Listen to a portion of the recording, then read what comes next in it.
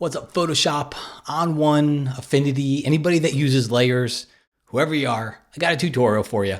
I'm actually going to give you a free download too. So this one is on an effect that I use all the time. I use it on my landscapes. I use it on portraits. I use it on anything. I love to incorporate the sun into my photos.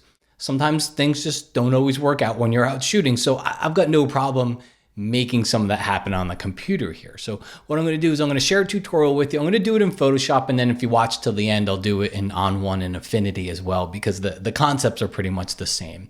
But I'm also going to give you the download. So you can actually download the sun flare overlay image that I'm going to use here, and you can try it out on your own photos, okay? All right, so let's go ahead and jump in here. I'm inside of Bridge. I've been creating all these different lens and sun flares and all these different things, these overlays. There's of course ways that we can kind of fake this inside of Lightroom, and I've done it before. I don't have any problem doing it. If I really like the photo, I'll usually jump into Photoshop and do it this way. So I think that's a good one that we'll start with here. So again, you'll be able to just check the description area. You'll be able to download that. The idea behind this is let's go grab a photo that maybe I wasn't really able to include. In fact, this was taken by my friend Robin, amazing photographer, where you can see that there's light there, but maybe we can add a little bit more to it. All right, so we'll go ahead and take a look at the image that we have here. We'll go to select all and then copy. So essentially, I'm just copying this to the computer's memory. We'll jump back over here to our image, and then we'll go and we will paste it right back in. Now, it's not the size of the photo. Don't tech out and stress out too much on this stuff. It's a fake sun. It's okay if the resolution's not quite there. We can stretch it. So Command or Control T is the easiest way to get there. It brings up free transform, and then what we'll do here is just right click inside. Choose flip horizontal, and then just go and drag these guys out into the corners here, just like so. Hit enter, return when you're done. So now I've got this on a separate layer here, and I did that on purpose because, of course you can create, and I probably will create multiple images that if I need to do it on the left and the right, but it's easy if you ever just have to flip it and put it on the other side.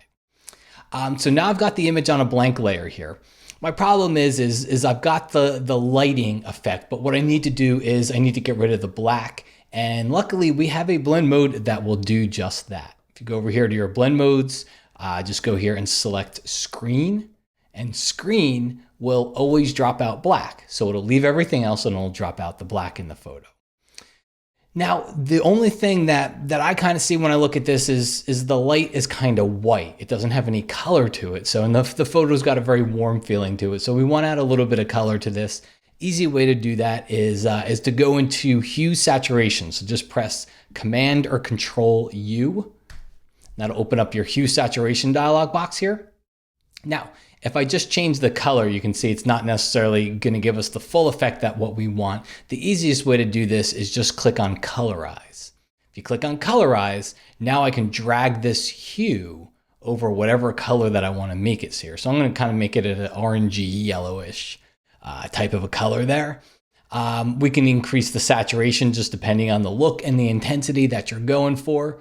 Click OK, and there you go. Check it out. Turn that layer off. That's your before, and then that's your after image. Now, if you want to accentuate the effect, all you got to do is just duplicate the layer. So just press Command or Control J, and that'll duplicate the layer, and that just intensifies the effect. There's two of them stacked on top of each other. A little tip for you too. If you hold down your Option key on the Mac or your Alt key on the PC, and you click on the eyeball on the bottommost layer, what it'll do is it'll turn off the visibility of all the other layers. So it just basically leaves you with the before image. And then if you Option or Alt click on it again, it'll turn everything back on. Okay. Quick word from our sponsor here. If you go check the link in the description area, you can go download that image here. It'll just take you to the downloads page on my website.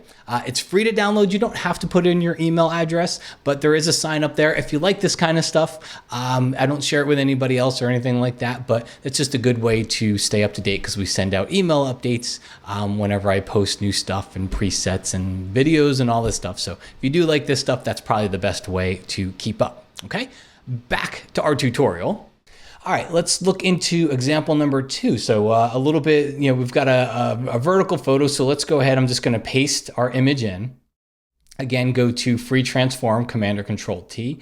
Rather than go over here, I mean, I can kind of stretch it. I can stretch it that way, which is, to me, gets too stretchy. So I'm going to stretch it a little bit, but not go too crazy with it. Right about there. Press enter or return and then change our blend mode over here again to screen. Okay, so we're getting there. Let's go ahead. We've got 2 problems. Number 1, the color of the light. Number 2, we can see a seam down here. So let's go ahead and take care of the color first. Again, Command or Control U for hue saturation. Turn on colorize, and then let's just drag this over. This one's a little bit more yellow. I think yellow works a little bit better than orange. Orange to me worked better in the last photo, but a little bit more yellow here. Again, depending on the intensity. I don't want this one to be too intense, so I'll make sure I pull back there. Click OK. So now the problem is we kind of have a little bit of a seam down here. We can take care of that with a layer mask. Just go down here to the bottom of your layers panel and add a layer mask to the layer. And then the easy thing for me is just go grab the gradient tool over from the toolbox and go up here to your gradient picker. I'm going to choose, notice how black is set as my foreground color, right? So set black to your foreground color. I'm just going to choose black to transparent. So what's going to happen is anywhere that I add black onto this image, it's going to start to hide the effect from it. So what I'll do is just drag. And you can see here, it kind of faded it in. And that's why I'm using the gradient tools, because I can fade that in. I could do it with a brush. You could do it with a very feathered brush too. Different ways to get to the same place. Just for me, I think the gradient kind of just feathered it in a little bit more. So every time you drag, you can see here it's building upon that mask that we've created. I might even pull these off screen a little bit and maybe even, go reduce the opacity of the layer. And then here's one last trick for you, where I think the rays in that first photo, I think they worked. I think it worked for the photo.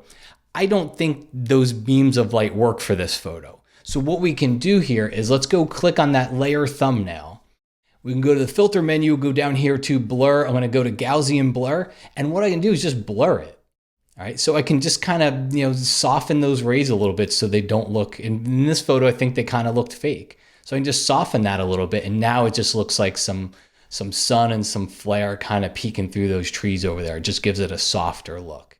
And again, that's the before image, that's the after image, and you can always reduce the opacity. And just to show you, it doesn't have to be a professional portrait. This is an iPhone photo taken of my lovely wife, Diana, and myself. I will paste our sun flare in. Go over here and flip it. I'm not going to spend too much time on this one, but I did just want to show you you can use it on all kinds of photos, change it to screen. And then here's what I would do, because she would not normally have rays kind of going over her face here. In fact, let's go ahead and colorize them a little bit here. There we go. She wouldn't have rays going over her face. So this is where I would add that layer mask, and I would go to the brush tool. Just hit the letter B for brush. Hit the right bracket key, make your brush really large. You can go up to your settings up here and make your hardness all the way down at 0%. And then what I would do is I would kind of paint them away from her face, right? Because it wouldn't normally be going over her face. These rays would be coming in from the background, just like we did before. Command or Control J will duplicate that layer. You can see we've got a little bit of a seam down here, so we can paint that away as well. But you can add this to a lot of different photos. I use it on portraits in this example. It'll work great on landscape photos if you've kind of got the sun peeking through trees. I also promised to show you the On1 and Affinity version of this. So in On1, you would go into Layers, and you would simply, let's go ahead and delete that. You'd open up your photo, and then you'd go over here and you'd open up your sun flare image, and then just go to Copy Layer. Go over here to the photo layer and then just go into paste. Paste it on top. On1's got a really neat feature when you choose the move tool over here. When you choose the move tool, you can click this little option up in the top here. It expands it to fit the image, and then you just change your blend mode to screen. If you wanted to colorize it, your best bet is probably to jump into effects. You can jump into effects and you can colorize that layer and then come back over into the layers app. And then affinity. Affinity is basically the same thing as Photoshop, right? Throw your background, throw your sun flare layer on top of there. And you can see here, I can position it around. And then just like Photoshop and on one, it's got layers. I can change that to screen. And then I can press Command or Control U, and that'll bring up that hue and saturation adjustment where I can go ahead and change the colors. So by all means, go and grab the image. Feel free to download it and share. You know, if you got a link or anything like that to a photo that you use it on, I would love to see it. Guys, thanks for watching, and I'll talk to you again real soon.